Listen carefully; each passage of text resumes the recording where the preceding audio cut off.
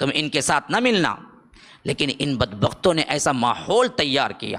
خطوط پہ خطوط لکھے، ہر دن ایک ایک دن 50 خط آتے تھے، اور معافیوں تلافیوں کے کہ ہم نے کیا کیا، غلطی کر دی، معاف کر دیجئے، حضرت علی کو ہم صحیح طور پر سپورٹ نہ کر سکے، لیکن اگر آج آپ آ جائیں گے تو ہم کیا ہیں، اپنی جانوں پہ کھیل کے آپ کو سپورٹ کریں گے۔ تو ان خطوں کی وجہ سے، ان بلاؤں کی وجہ سے حضرت حسین آخر مان گئے، سفر اختیار کیا، مدینے سے نکلے، مکہ آئے، مکے میں اہل و عیال جتنے بھی لوگ تھے ان کو لیا، جو کہ کل 80 سے زیادہ لوگ تھے، بس بچے بھی تھے اس میں، عورتیں بھی تھی، سب تھے، لے کے نکل گئے کوفے کی طرف۔ راستے میں کربلا پڑتا تھا، جہاں یہ نکلے وہاں عبید اللہ ابن زیاد آیا۔ یہ بدبخت ترین شخص، ایسا ظالم تھا جو خلافت امیہ کی طرف سے گورنر بن کے آیا تھا، یزید کی طرف سے، اور ایسا بدبخت تھا کسی کو قتل کرنے پہ شکتا ہی نہیں تھا۔ جب اس نے دیکھا کہ بہت سے لوگ حضرت حسین کو بلانے والے ہیں تو کہا کہ سب اندر آؤ۔ اپنے مجمع میں بلایا، منبر پہ کھڑا، کہا بہت سے گردنوں پہ لٹکے ہوئے سروں کو میں دیکھ رہا ہوں جو بوجھ کی وجہ سے اتارنا پڑ رہا ہے۔ وہ فصیح و بلیغ زبان بیان کرتا تھا۔ تو بہت سے لوگوں کو میں دیکھ رہا ہوں جن کے جسم پہ ان کا سر بڑا بوجھ لگ رہا ہے، میں اتارنا ہے ان کا۔ سدھر جاؤ گے تو میں تمہیں بخشوں گا، اگر پھر تم نے کوئی لیٹر لکھا یا معلوم ہوا کہ کوئی ساز باز کی ہے حضرت حسین سے تو میں اس کے خاندان کو بھی اڑا دوں گا۔ تو بعض مسخرے تھے جنہوں نے کیا کیا کہ کنکریاں ماری، عبید اللہ ابن زیاد کو کیا ہے، کنکریاں ماری، جو گورنر بن کے آیا تھا۔ اس نے کہا کہ اچھا میرے سے بھی وہی کھلواڑ کرتے ہو جو اس سے پہلے گورنروں سے کرتے رہے۔ کہا کہ اپنے سپاہیوں کو حکم دیا کہ سب کے دروازے بند کرو، مسجد کے جتنے دروازے ہیں، جو اس وقت شاہی محل کی طرح بہت بڑی مسجد تھی، تو سب کے دروازے بند کروایا، اور کہا کہ آؤ ایک ایک آئے، قسم اللہ کی اٹھا کے کہے کہ میں نے کنکری نہیں ماری 3 مرتبہ، اگر ماری ہو تو مجھ پر اللہ کی لعنت ہے۔ تو جب یہ بولے گا تو میں باہر بھیجوں گا۔ بولنے میں ذرا سا ہچکچایا، گردن اڑا دو۔ ایسے ایک ایک کر کے بلاتا تھا۔ تھوڑے سے بھی جو حضرت حسین کی طرف رغبت رکھتے تھے اور یہ قسم کھانے میں ذرا سا بھی تردد کرتے تھے، کہتا تھا گردن اڑاؤ۔ ایسے کئیوں کے لاش کے انبار لگ گئے مسجد کے باہر، پہلا دن تھا اس کی گورنری کا وہ۔ تو ایسی دھاگ بیٹھی ان بدبختوں کے، جو کہ کیا ہمیشہ سے کیا تھے، بزدل تھے، یہودی تھے، جو بعد میں شیعہ بنے۔ تو انہوں نے پورا عبید اللہ ابن زیاد کی بات ماننے کا عہد کر لیا اور کہا کہ ہمارے سے کوئی تعلق حضرت حسین کا نہیں ہے۔ اور جب حضرت حسین کربلا میں پہنچے تو فوج بنا کے، انہی کی فوج بنا کے بھیجا کہ جاؤ لڑو، اگر تم سچے ہو تو جاؤ، جن کو تم نے بلایا خطوط دے کے، جاؤ انہی سے لڑ کے دکھاؤ۔ اب عبید اللہ ابن زیاد سے ایسے ڈرے ہوئے تھے بدبخت یہ، جنہوں نے خطوط دے کے بلایا کہ آپ آؤ ہم سپورٹ کرتے، آپ آؤ ہم سپورٹ کرتے، آپ آؤ ہم سپورٹ کرتے، وہی پورے لشکر میں دشمن بن کے حضرت حسین کے سامنے کھڑے ہوئے تھے کربلا کے میدان میں۔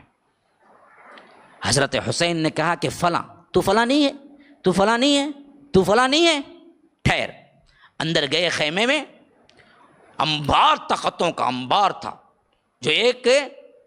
بالکل موٹے میں بھرا ہوا تھا، لا کے حضرت علی نے فوج کے سامنے انڈیل دیا۔ کہا کہ جو نام تو نے بتایا ہے، کیا ان ناموں کی سگنیچر نیچے نہیں ہے کہ بدبختو تم نے مجھے بلایا؟ کہا کہ ہم نے کوئی نہیں بلایا آپ کو، ہم تو کیا ہیں، زیاد کے وفادار ہیں، آپ یا تو اس کے ہاں چلیے یا نہیں تو جنگ کے لیے تیار ہو جائیے۔ حضرت حسین نے کہا کہ نبوت کے خاندان کا ہوں، کبھی ذلت برداشت نہیں کر سکتا، عبید اللہ ابن زیاد کے پاس پہنچ کے بیعت کرنا یہ میری سب سے بڑی تذلیل ہے، میں یہ تو نہیں کر سکتا۔ ہاں دوسرا آپشن دو، مجھے واپس جانے کو بولو، میں مکہ چلے جاتا ہوں، یا نہیں تو مجھے سیدھے یزید کے پاس پہنچا دو، میں اور یزید بات کر لیتے ہیں، یا نہیں تو کسی ساحل پہ پہنچا دو، کسی بارڈر پہ پہنچا دو اسلامی حکومت کا، جہاں جنگ ہو رہی ہو، اور میں کافروں سے قتال کرتے ہوئے اللہ کے راستے میں شہید ہو جاتا ہوں۔ کہا کہ یہ تینوں ریکویسٹ ہم نہیں مانتے، ہم ایک ہی بات کہتے ہیں کہ آپ قیدی بن کے چلے عبید اللہ ابن زیاد کے پاس، یا نہیں تو ہم آپ سے جنگ کریں گے۔ حضرت حسین نے کہا کہ یہ برداشت نہیں کر سکتا میں کہ آج کا آنے والا وہ بھی ہے جو اموی خلافت کا کیا ہے، ظالم ایک گورنر ہے، اس کے آگے میں ہاتھ بن کے کھڑا ہونا یہ میری تذلیل ہے، میں نہیں آ سکتا۔ تو آخرکار یہی بدبختوں نے جنہوں نے بلایا حضرت حسین سے قتال کیا اور حضرت حسین کو مارا، اور یہاں تک ظلم دشمنی نکالی کہ اللہ کے رسول صلی اللہ علیہ وسلم کے نواسے کو الگ دھڑ الگ سر کیا، اور دھڑ کو جسم کو گھوڑوں کے سموں تلے رون دیا، اور خالی سر کو تھیلے میں ڈال کر ابن زیاد کے محل میں پہنچایا، اور کہا کہ جس کو تم مانگتے تھے آج ہم لا کے ثبوت واضح کر دیے کہ ہم تیرے وفادار ہیں، ہم حسین کے وفادار نہیں ہیں۔ بدبخت نے روایتوں میں آتا ہے کہ حضرت حسین کے لبوں پہ چھڑی ماری عبید اللہ ابن زیاد نے، کہ اس وقت ایک صحابی موجود تھے، کھڑے ہو گئے، کہا کہ بدبخت یہ وہ ہونٹ ہیں جن کو اللہ کے رسول پیار کرتے تھے، تو اس پہ چھڑی مار رہا ہے۔ تو تب کہیں جا کے عبید اللہ ابن زیاد خاموش ہوا۔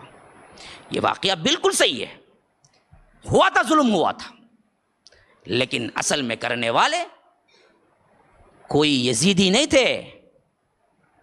مسئلہ سب انہی کا تھا، انہی بدبختوں نے مارا۔ اور جب یہ معاملہ ہو گیا،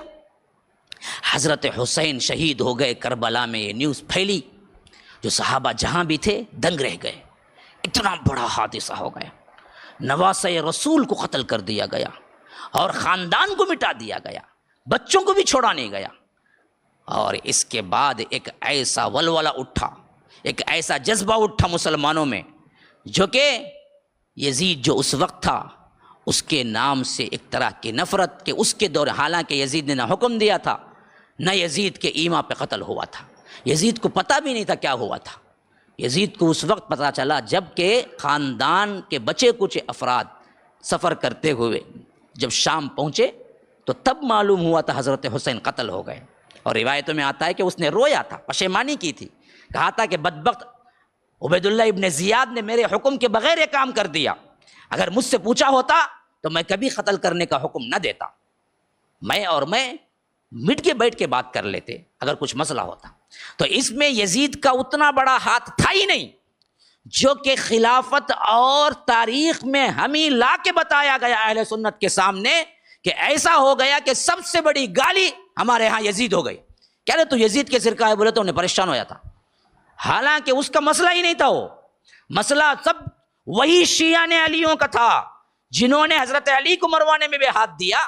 اسی طرح حضرت حسن کو مروانے میں بھی ہاتھ دیا، اور اسی طرح حضرت حسین کے مروانے میں بھی یہی بدبخت آئے تھے، انہوں نے ہی قتل کیا تھا۔ اور آخر جب پلٹ کے آئے تو نعرے بلند کرنے لگے، وقت گزرتا گیا تو مرثیہ خوانی کرنے لگے، وقت گزرتا گیا یا حسین کے نعرے بلند کرنے لگے، وقت گزرتا گیا تو ان کے الگ الگ رسومات ایجاد کر لیے، انہوں نے اہل سنت سے بالکل ہی الگ معاملہ اپنا لیا، اپنا عقیدہ الگ بنا لیا، اپنا قرآن الگ بنا لیا، اپنے حدیث کی کتابیں الگ بنا دیا، اپنی فقہ الگ بنا دی، ہر چیز انہوں نے کیا کیا، اسلام کا اختلاف ایک ایسا کیا کہ کوئی مذہب کتنے فرقے بنے لیکن قرآن ان کا ایک ہے، رسول ان کا ایک ہے، کتاب ان کی ایک ہے، فقہ ان کی ایک ہے، لیکن یہ شیعہ تھے جو برابر پلاننگ سے آئے تھے اور انہوں نے اسلام کا لبادہ اوڑھا، اور آخرکار جو کرنا چاہتے تھے وہی کام جو عیسائیوں کے اندر جان پول نے کیا تھا، عیسائی تھا وہ بھی دراصل یہودیت سے عیسائی بنا، اور حضرت عیسیٰ کا ماننے والے کی روب میں اللہ تین ہے کا عقیدہ پیش کرنے والا پہلا شخص جان پول تھا، جس کی وجہ سے آج پوری عیسائیت شرک و بدعت میں ہے۔ بالکل یہی معاملہ مسلم امت کے ساتھ کوئی کرنے والا تھا تو وہ یہودی تھا جو عبداللہ ابن سبا نے آ کے حضرت علی کو اللہ کا لبادہ اڑایا اور آگے چل کے الگ ایک مذہب کریٹ کر ڈالا، جس کی کتاب الگ، جس کے جز الگ، جس کے پارے الگ، قرآن کے ان کے پاس 40 جز ہیں، روزہ الگ مغرب کے بعد کھلتا ہے، امام الگ، ان کے لیے نبوت کا معاملہ، امامت بڑھ گیا، نبوت کم ہو گئی، ان کے امام نبیوں سے بھی آگے بڑھ گئے، حضرت علی اللہ کے رسول سے بھی آگے بڑھ گئے، پنجتن پاک کا نعرہ لگایا گیا، حضرت حسن، حضرت حسین، حضرت فاطمہ، حضرت علی اللہ کے رسول، اس کے علاوہ سب صحابہ جہنمی کا نعرہ لگایا گیا، اور یہ پنجے سنی